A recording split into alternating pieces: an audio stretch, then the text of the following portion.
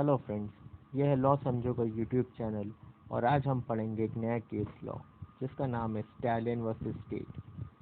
ये criminal appeal 577 है 2020 की, जो 9/9/2020 को डिसाइड हुई थी। इस केस को डिसाइड किया तो honourable justice M.R. Shah, Ashok Bhushan और R. सुभाष रेड्डी ने। इस केस के फैक्ट्स एक बियर शॉप पे हुए।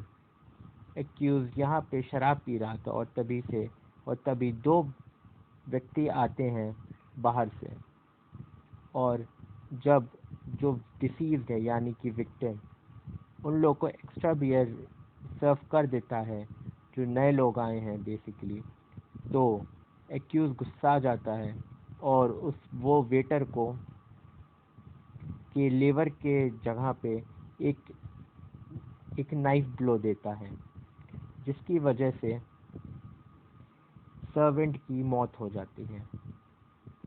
एक बात ध्यान दीजिएगा कि यहाँ पे जो एक्यूज्ड है उसने सिर्फ सिंगल ब्लो दिया था नाइफ का, और उसी की वजह से उसकी मौत हो जाती है। हाई कोर्ट ट्रायल कोर्ट ने एक्यूज को 302 आईपीसी के अंतर्गत पनिश किया। हाई कोर्ट ने भी ऑर्डर ऑफ कन्विक्शन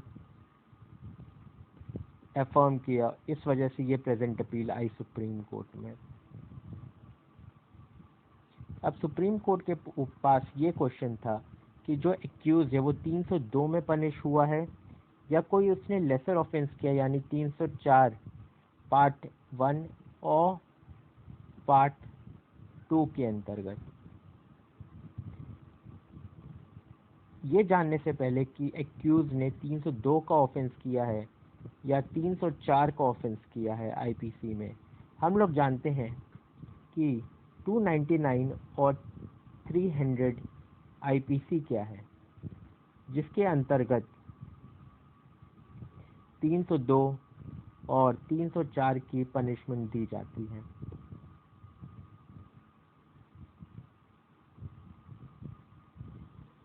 तीन सौ दो 399 और 299 और 300 के बीच में हम समझेंगे कि डिफरेंस क्या है। 299 कल्पेबल होमिसाइड को बताता है और 300 मर्डर को बताता है। ऐसा कहा जाता है कि हर murder is culpable homicide, but every culpable homicide is not murder. अब हम जानते हैं कि आखिर ऐसा क्यों है। पहले पढ़ते हैं सेक्शन 299। 299 ऐसे स्टार्ट होता है कि a person commits culpable homicide if the act by which the death is caused is done with intention of causing death। यानी कोई भी पर्सन कोई ऐसा काम करता है जिसकी वजह से डेथ कॉज्ड होती है with intention of causing death, तो वो 299 में आएगा। तभी दूसरा 300 ये बोलते हैं subject to certain exceptions. Certain exceptions को याद रखिएगा, ये लाइन बहुत इंपॉर्टेंट है। Culpable homicide is murder if the act by which death is caused is done with intention of causing death। तो यहाँ पे कंफ्यूजन स्टार्ट होता है कि 299 में भी वही सेम टर्मिनोलॉजी लिखी हुई है with intention of causing death, और 300 में भी यही टर्मिनोलॉजी लिखी है with intention of causing death. तो आखिर डिफरेंस क्या है? इसमें कोई डिफरेंस नहीं है। 299A का हर केस सेक्शन 300 सब क्लॉज 1 में जाएगा, ये बात याद रखिएगा। और बाकी बचे दो सब क्लॉजेज यानी 299B और C 2, 3 और 4 के साथ पढ़े जाते हैं सेक्शन 300 के। Sub clause B of 299 is read with section 300 sub clause 2 और सेक्शन 300 सब क्लॉज 3, और 299 सब क्लॉज C जो है वो सेक्शन 300 सब क्लॉज 4 के साथ पढ़ा जाता है। अब जानते हैं कि अब हम लोग आगे बढ़ते हैं कि दूसरे पे आते हैं। आपको पहला चीज़ समझ में आ गया होगा कि जब भी कोई पर्सन कल्पेबल होमिसाइड करता है तो if the act by which the death is caused is done with intention of causing death, तो वो सेक्शन 300 सब क्लॉज 1 के अंतर्गत आ जाएगा। अब बात करते हैं कि विद इंटेंशन, कि अगर कोई पर्सन कल्पेबल होमिसाइड करता है जिसकी वजह से डेथ कॉज हो जाती है और वो होता है with intention of causing bodily injury as is likely to cause death, causing set bodily injury is likely to cause death, ये दो सब क्लॉजेज ऑफ 300 के साथ पढ़ा जाता है। Intention of causing bodily injury as the offender knows is likely to cause death, और दूसरा bodily injury intended to be inflicted is sufficient in ordinary cause to cause death, ये इन दोनों के साथ पढ़ा जाता है। अब बात आती है कि कौन सा case intention 299 sub clause B में फॉल करेगा और कौन सा केस 302 और सब क्लॉज 3 में फॉल करेगा। अब जानते हैं कि अब समझते हैं कि कौन सा केस किस कैटेगरी में फॉल करेगा। पहले जानते हैं कि लाइकली का क्या मतलब होता है और सफिशिएंट, कौन सा केस सफिशिएंट है और कौन सा case likely to cause death है। अब लाइकली और सफिशिएंट ये डिसाइड एक्सपर्ट करता है और हमारे इस केस में डॉक्टर्स एक्सपर्ट होते हैं। डेथ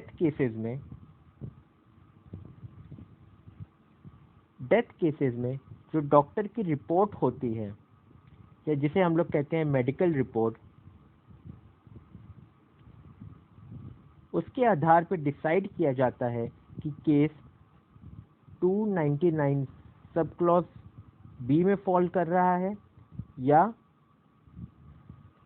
300 सब क्लॉज 3 में फॉल कर रहा है। अगर डॉक्टर ये कहता है कि ये injury is was likely to cause death, तो ये केस तो एक्यूज्ड 304 में फॉल करेगा उसका ऑफेंस। और अगर डॉक्टर ये कहता है कि ये इन जो कि होगा 302 आईपीसी में। अब हम जानते हैं कि हम सब क्लॉज 2 में कब फॉल करेगा। 300 सब क्लॉज 2 में हमारा केस तब फॉल करेगा जब ऑफेंडर जो किल कर रहा है दूसरे विक्टिम को, उसे पता हो कि विक्टिम एक किसी तरीके के एलिमेंट से सफ़र कर रहा है और मैं उसे मारूंगा उस एलिमेंट के स्थान पे, तो उसकी डेथ हो जाएगी। तो हमारा केस 300 सब क्लॉज 2 में फॉल करेगा। इसका classic example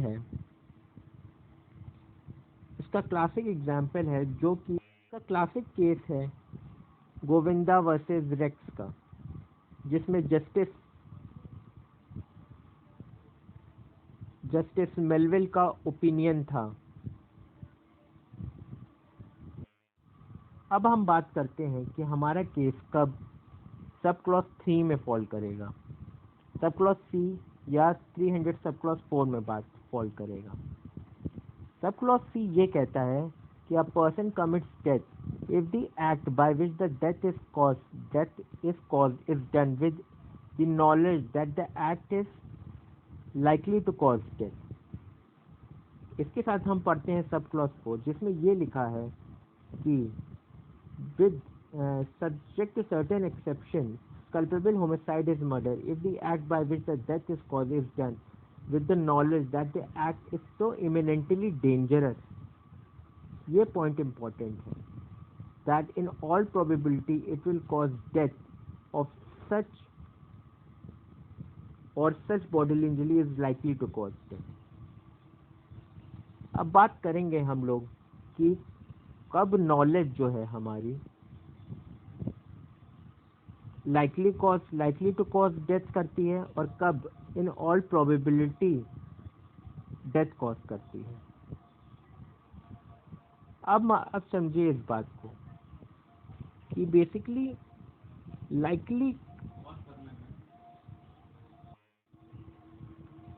likely to cause death। अब इसमें दो टर्मिनोलॉजी जो हमें समझनी, पहली है नॉलेज, दूसरी है लाइकली। तो पहले हम समझते हैं कि नॉलेज का मतलब क्या होता है। नॉलेज और इंटेंशन में डिफरेंस क्या होता है। आप ऐसे समझिए कि नॉलेज का मतलब होता है कि हमारी समझने या सोचने की शक्ति। इंटेंशन जो होता है वो हमारी इच्छा होती है। इंटेंशन का मतलब ये होता है कि मानिए एक आदमी है ए, मैं उसे मारना चाहता हूँ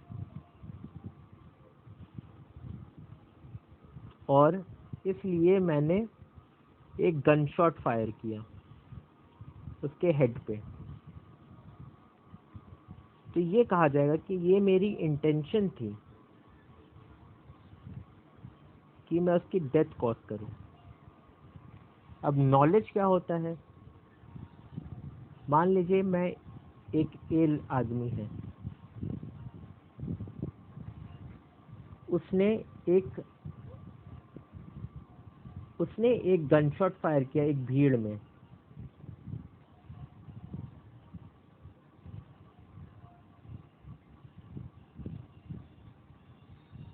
तो उसकी इंटेंशन यहाँ पे नहीं थी कि किसी को मार देना, पर उसकी नॉलेज में ये था कि अगर मैं गन शॉट एक भीड़ में चलाऊंगा तो किसी की डेथ हो जाएगी। ये डिफरेंस होता है इंटेंशन और नॉलेज में। अब बात करते हैं कि कब होगा कि ये लाइकली टू कॉज डेथ है और कब ये होगा imminently dangerous that it on probability it causes death.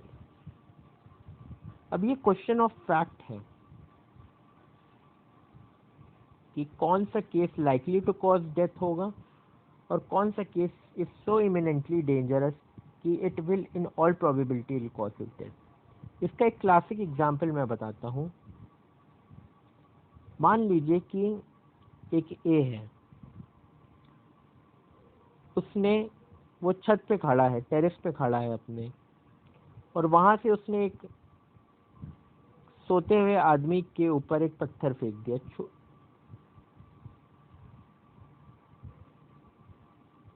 और वो पत्थर जाकर के उसके पेट पे लगा और वो हाईली इंजर्ड हो गया। तो this case will be considered to be a case of likely to cause death. जबकि वही आदमी, हम लोग ये वाला केस अगर समझे तो ये केस 300 सब क्लॉज 4 का क्लासिक केस होगा, क्योंकि इसमें इन all probability will cause death वाला केस होगा ये। क्योंकि एक आदमी अगर वो भीड़ में गन शॉट करेगा तो this act is very eminently dangerous that it will in all probability of causes death or such bodily injury as is likely to cause death.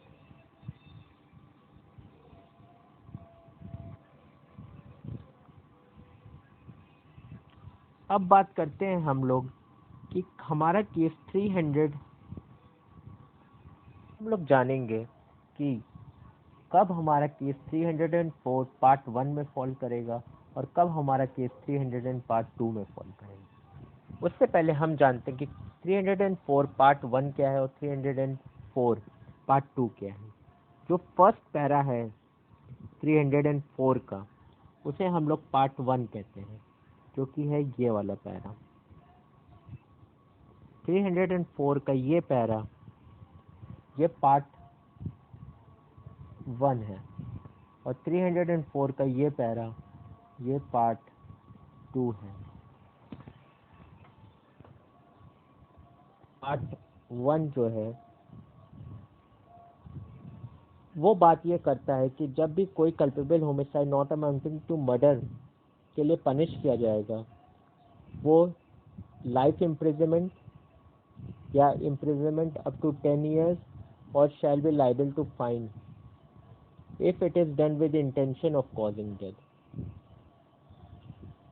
और imprisonment up to destruction। और part 2 की punishment है विच में extend to 10 years और fine, और with fine, और if it's done with knowledge is likely to cause death, and so and so and so। तो अब हम जानते हैं, यहाँ ये तो था 304 का पनिशिंग प्रोविजन। अब हम ये जानते हैं, अब आते हैं हमारे केस लॉ पे, जो हम डिस्कस कर रहे थे कि इसमें एक्यूज को 304 पार्ट 1 के अंदर पनिश किया जाए या 304 पार्ट 2 के या 302 के अंदर लायबल होगा। कोर्ट ये कहती है कि जो एक्यूज्ड है वो है 304 पार्ट 1 के अंदर गिल्टी है, और उसे 8 साल की रिग्रेस पनिशमेंट अवॉर्ड करी। अब हम जानते हैं कि आखिर कोर्ट इस कंक्लूजन पे पहुंचा क्यों कि उसकी पनिशमेंट 304 पार्ट 1 की होनी चाहिए। इसके लिए हम लोग जानते हैं, आते हैं फैक्ट्स पे। फैक्ट्स में ये है कि बेसिकली उसने गुस्से में आकर के विक्टिम को स्टैब किया था। अब क्योंकि उसने गुस्से में आके विक्टिम को स्टैब किया था, तो हमारा केस एक्सेप्शन में फॉल हो जाता है, जो कि है ग्रेव एंड सडन प्रोवोकेशन पे।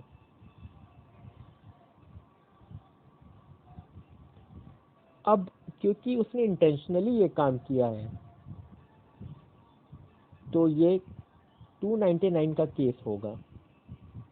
देखिए, अब इसको ऐसे समझिए, कोर्ट ने ये सोच करके उसको 300 एंड लोअर कोर्ट ने ये सोच के उसको 302 में पनिश किया, क्योंकि उसने ये काम इंटेंशनली किया था। क्योंकि उसने ये काम इंटेंशनली किया था, ये तो केस 299 से जंप अप होकर के 300 सब क्लॉज 1 पे आ जाता है। उसके बाद जब सुप्रीम कोर्ट ने फैक्ट्स को और अच्छे से एनालाइज किया, तो उसने ये कहा कि ये केस एक्सेप्शन में फॉल कर रहा है, जो कि है ग्रेव एंड सडन प्रोवोकेशन का, जिसकी वजह से हमारा ये केस वापस 299 सब क्लॉज ए में आ गया। और इसकी वजह से जो पनिशमेंट है उसकी, वो पार्ट 1 के अंदर उसे पनिश किया गया। अब हम जानते हैं कि पार्ट 1 में कब पनिशमेंट किया जाता है और पार्ट 2 में कब पनिश किया जाता है। जब कोई भी कल्पेबल होमिसाइड इंटेंशन के साथ किया जाता है तो वो पार्ट 1 में पनिश होता है, और जब भी कोई culpable homicide not amounting to murder knowledge के साथ किया जाता है तो वो पार्ट 2 में पनिश होता है। यानी कि अगर कोई भी आदमी ए बी के अंदर ऑफेंस करता है 299 की डेफिनेशन में, तो वो पार्ट ए में पनिश होगा, पार्ट 1 में पनिश होगा 304 के। और कोई आदमी अगर 299 सी में पनिश होता है, उसकी डेफिनेशन के अंदर आता है, तो वो पार्ट 2 के अंदर पनिश किया जाएगा। तो क्योंकि एक्यूज ने एक ग्रेव और सडन प्रोवोकेशन में आकर के, यानी गुस्से में आकर के उसने विक्टिम को मारा था, इसलिए उसका केस 304 सब क्लॉज 1 के अंडर आ रहा है, 304 पार्ट 1 के अंडर आ रहा है। अब जानते हैं कि सुप्रीम कोर्ट का व्यू क्या था सिंगल स्टैब इंजरी को लेकर के। सुप्रीम कोर्ट ये कहती है कि सिंगल स्टैब इंजरी की वजह से कोई भी केस 302 में इप्सो फैक्टो नहीं फॉल करता। हमें और भी कई फैक्ट्स और सर्कमस्टेंसेस देखने होंगे जब भी हम ये डिसाइड करते हैं। और कोर्ट का मोटिव के ऊपर ये कहना था कि मोटिव आईपीसी की रिक्वायरमेंट नहीं है। हाँ, ये इम्पोर्टेंट है कि सर्कमस्टेंशियल एविडेंस के लिए मोटिव का होना बहुत इम्पोर्टेंट है, क्योंकि ये केस एक, और कोर्ट ने ये कहा क्योंकि culpable homicide not amounting to murder है, क्योंकि जो एक्ट हुआ वो ग्रेव और सडन प्रोवोकेशन में हुआ, जो कि एक एक्सेप्शन था 300 का। इसलिए उसकी जो एक्यूज की पनिशमेंट है वो 304 पार्ट 1 में हुई। तो ये था हमारा case brief Stallion versus state का। Thank you for watching law समझो, और please subscribe to our channel by clicking on subscribe button and please click bell icon. Thank you so much.